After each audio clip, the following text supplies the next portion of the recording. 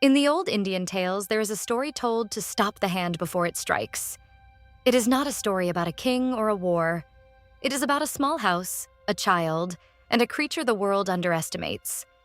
A Brahmin lived with his wife and their infant son. They were not rich, but the house had a courtyard where the light fell kindly in the morning, a neem tree at the edge of the wall, and a well whose rope squeaked when the world was still. They had one companion of unusual merit. A mongoose, tame and clever, slept near the cradle and followed the wife when she swept the floor, and looked at the Brahmin with eyes that seemed to understand more than an animal should. The neighbors said, "Keep a wild thing wild." The Brahmin said, "Judgment is also a kind of worship." He told his wife, "We will not keep what cannot learn loyalty, and we will not fear what has already chosen our son's side." The mongoose drank from the same bowl as the dog would have, had they owned a dog, and never snapped at the child's fingers when he reached for its ears. This is the story of the faithful mongoose, and of what happens when fear answers faster than sight. One day, the Brahmin was called to the village on business that could not wait. The wife was called to help a sister whose child had fever. They looked at the mongoose and looked at the sleeping boy, and made the decision parents make when the world seems steady. The Brahmin said, "Stay." The wife said, "Stay and guard him." The mongoose sat by the cradle when the door closed, and the house held its breath. Hours passed the way hours pass in small houses. Flies moved on the window.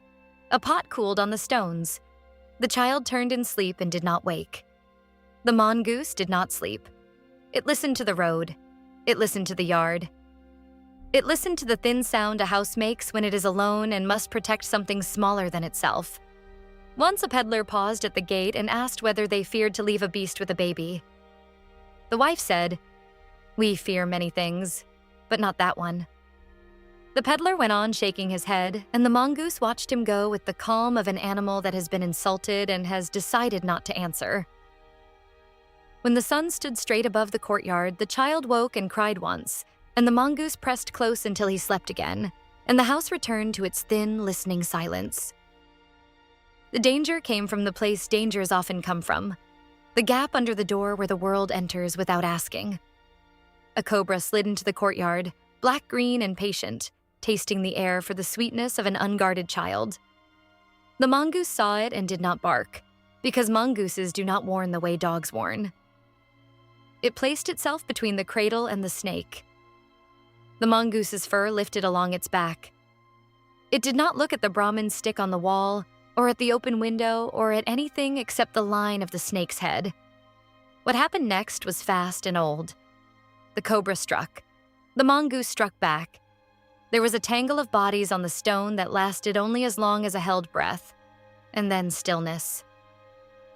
The cobra lay dead at the threshold. The mongoose stood trembling, its fur dark with blood that was not its own. The child slept on, untouched, because the guard had done its work before the story had time to become tragedy. If you had stood in the doorway then, you would have seen what the wife did not see when she came home. You would have seen the cobra first, dead, mouth open on the stone. You would have seen the cradle second, whole. You would have seen the mongoose last, alive and stained, waiting to be understood. The tale keeps that order for a reason. Sight has an order. Fear does not. The wife came home with herbs and news of the sister's child, who would live. She opened the gate and saw the mongoose running to greet her, proud as a servant who has finished a task. She saw the blood on its mouth and on its paws. She did not see the cobra yet. She did not see the cradle yet. Fear arrived complete, without steps. She cried out and snatched up the stick she used for beating rugs. The mongoose ran toward her, not away, as if it believed she would want to see what it had done. That belief was the last mistake of a faithful day. She struck before the mongoose could show her the proof. The mongoose fell. The yard went quiet in the way a yard goes quiet when a mistake has become permanent. Then she heard the child, still sleeping, still safe, and she walked to the door and saw the dead snake and understood too late what the blood had meant. She did not scream at the child.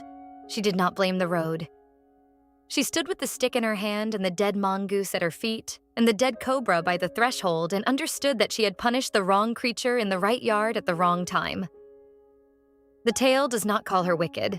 It calls her hasty, which is a smaller word and a harder one to live with. She knelt by the mongoose and touched its head and wept without theater, because the tale does not need her performance, only her knowledge. The blood on the stones belonged to the enemy. The blood on the guard belonged to victory. The child woke and cooed, ignorant of how close the afternoon had come to ending differently. She laid the mongoose in the shade and covered it with a cloth the way you cover what you have killed without honor. She sat in the courtyard until the shadows lengthened and her hands stopped shaking. When the Brahmin returned, she did not rush to speak. She waited for him to see the cobra, the cradle, the still shape under the cloth, and to arrive at grief in his own time. She wanted to take back the stroke the way you want to take back a word thrown into a room full of people. She could not. The mongoose did not rise. The cobra did not rise. Only the child rose, in time, hungry and smiling. And the afternoon went on around that fact the way afternoons do when the worst has already happened and the best has been saved without applause. The Brahmin looked at the dead snake and looked at his son and looked at his wife's face and understood the order of events without needing it spoken. He lifted the cloth and saw the mongoose and stood a long while without moving, because some losses are too small for the world's notice and too large for the house that caused them. He did not shout at his wife. The tale is not cruel in that way. He asked only, "Why did you not look first?" She had no answer that could survive being spoken aloud. He washed the child's hands and face as if water could rinse the afternoon back to morning. It could not. They buried the mongoose under the neem tree at the edge of the yard, and the child played nearby with a wooden toy, alive because a creature the wife had killed had loved him better than she, in that hour, was able to. That night, the Brahman sat under the neem tree while the wife watched the child sleep. He said, "If it had been me at the gate, I might have done the same." She said, "Do not lie to comfort me." He said, "Then do not lie to punish yourself forever." The wind moved the leaves. Somewhere in the dark, a dog barked at nothing.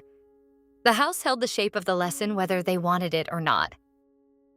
The story spread through the village the way such stories spread, not as gossip about a snake, but as instruction about the hand. See first, then act. Let proof arrive before punishment. The Brahmin told it at the well. The wife did not forbid him. She carried the lesson like a stone in her pocket, heavy and useful. Old women repeated it to daughters. Old men repeated it to sons who thought they already knew everything about courage. Children heard the mongoose praised and the cobra named as enemy and learned, without knowing they were learning, that the world is full of guardians misread in the moment when blood is the only language the eye accepts. Some tellings say she never struck an animal again. Some say she never struck anything in haste again. The mongoose did not return. That is the honest part of the tale. Faithfulness was rewarded with death, and the reward for the child was life, and the cost for the parents was memory that would not let them rest easy.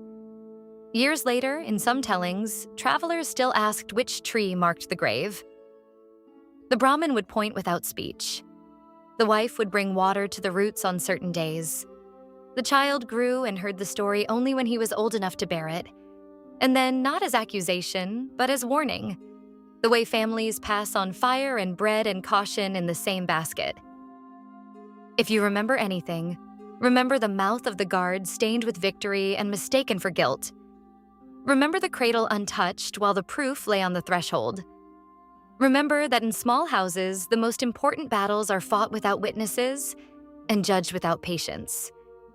Remember that the tale does not spare the wife because she was afraid. It spares the child because someone else was brave in time, and that is the mercy the story can afford. This was Forgotten Fables. This was the Faithful Mongoose. Follow the channel when you want the next country, the next age, the next story the loud world forgot.